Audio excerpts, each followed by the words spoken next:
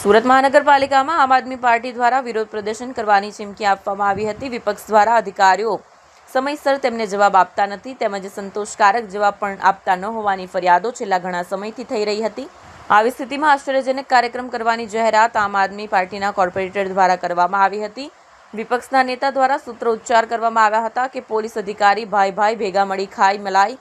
વિપક્ષ દ્વારા મ્યુનિસિપલ કમિશનરને મળવા જવાનો આગ્રહ કરવામાં આવ્યો હતો, પરંતુ સિક્યુરિટીએ મ્યુનિસિપલ કમિશનર મીટિંગમાં હોવાનું કહીને તેમને રોકી દીધા હતા। ત્યારબાદ આમ આદમી પાર્ટીના હોદ્દેદારો અને કોર્પોરેટરો આખા કોર્પોરેશનમાં અધિકારીઓના નામે રામ નામ સત્ય હે બોલતા ફર્યા હતા।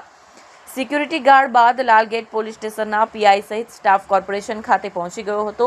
પોલીસ અને કોર્પોરેટરો વચ્ચે જબરજસ્ત ઝપાઝપી પણ થઈ હતી।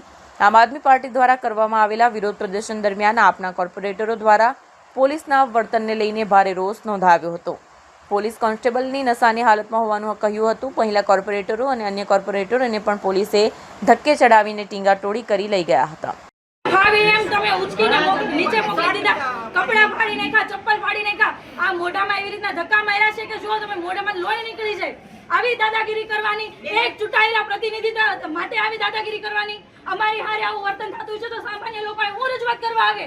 કમિશનરને અમે નહીં રજૂઆત કરીએ તો ક્યાં કરીએ રજૂઆત? આટલા લેટર છે, તમે કયો ને રજૂઆતો કરીએ, કોણ જવાબ આપશે? લાલ ગેટમાંથી આવ્યો તો તમે કયો ને રજૂઆત કરવા જઈએ? કરોડો રૂપિયાના ભ્રષ્ટાચારનો જવાબ તમે આપો। આ 10,000 કરોડનું બજેટ છે। 10,000 કરોડના બજેટમાં ક્યાં વપરાય છે પૈસો જાણવાનો હક અમને ચૂંટાયેલા પ્રતિનિધિના નથી। કોણ માંગશે જવાબ? અને જો જવાબ ના આપી શકતા હોય તો ઘરે બેસી જાઓ ને। કોણ કહેશે ઓફિસ ખુલ્લી રાખો? પૈસાના જે લોકોના પૈસા છે પાણી હુકમ કરો છો? આવી દાદાગીરી કઈ હજી બોલાવે છે? જો હજી બોલાવે છે કે હજી અહીં બેઠા છે। જ્યાં સુધી જવાબ નહીં મળે ત્યાં સુધી અમે બધા આમ આદમી પાર્ટીના આજે ઉઠાવી લઈ જશે, કાલે આવશું પાછા, કાલે લઈ જશે, પરમ દિવસે માગશું જવાબ નહીં આપે ત્યાં સુધી અમે માગશું। અને આ જે અધિકારીઓ, અમુક અધિકારીઓ જે છે ને ભાજપની ગુલામી કરે છે ને એટલા માટે જ આ સુરતની આ હાલત છે। 2 વર્ષનો કેદાર પડી જાય છે, અગ્નિકાંડ થાય છે, તક્ષશિલા કાંડ થાય છે, શિવશક્તિ માર્કેટ હળગી ગઈ। કોના પાપે? આ ભાજપના પાપે ને આવા જે કહેવાય ને દલાલી કરતા ગુલામી કરતા અધિકારીઓના પાપે। હારા અધિકારીઓ હોય તો આવી હાલત ન હોય। અધિકારીઓને પાસે જવાબ નહીં માંગી કોની પાસે માંગશું? અને એ જે દાદાગીરી કરતા એ જવાબ આપી દો કે આની પાસે જાઓ તો ત્યાં જઈએ અમે। આમ આદમી પાર્ટીના તમામ નગરસેવકોની સાથે તમામ સંગઠનના સાથ સહકારથી આજે અમે મ્યુનિસિપલ કમિશનરશ્રીને અમે રજૂઆત કરવા માટે જઈએ છીએ। છેલ્લા ઘણા સમયથી જે કમિશનરનું વર્તન જે કોર્પોરેટરો પ્રત્યે અને સુરત શહેરના લોકો પ્રત્યેનું જે છે એ ઉદ્ધરતાભર્યું વલણ છે।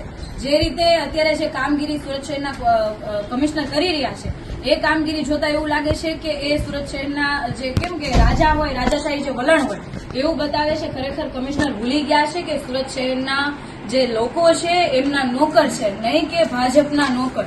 હાલમાં જે એમની કામગીરી છે ભાજપના નોકરની કામગીરી હોય એવી એ કામગીરી કરે છે।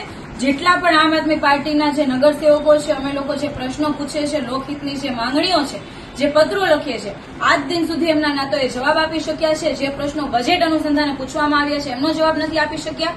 તો આના ઉપરથી એવું સાબિત થાય છે કે લાખો કરોડોનો જે કૌભાંડ છે ભાજપની સરકારમાં થઈ રહ્યો છે, તો માત્ર ભાજપવાળા જ નહીં પરંતુ આવા જે અમુક અધિકારીઓ છે એમનો પણ સાથ સહકાર એટલો જ છે કે સુરત શહેરના લોકો જે પરસેવાની કમાણીથી જે લોકો આ વેરો ભરે છે એનો જે પગાર ઉપર આ જે કમિશનરને જે પગાર મળે છે એ પગાર ઉપર એ લોકો જે કામ કરે છે ખરેખર ભાજપના નેતાઓનું કામ કરતા હોય એવી રીતના કામગીરી છે જે બિલકુલ ચલાવી શકાય એમ નથી।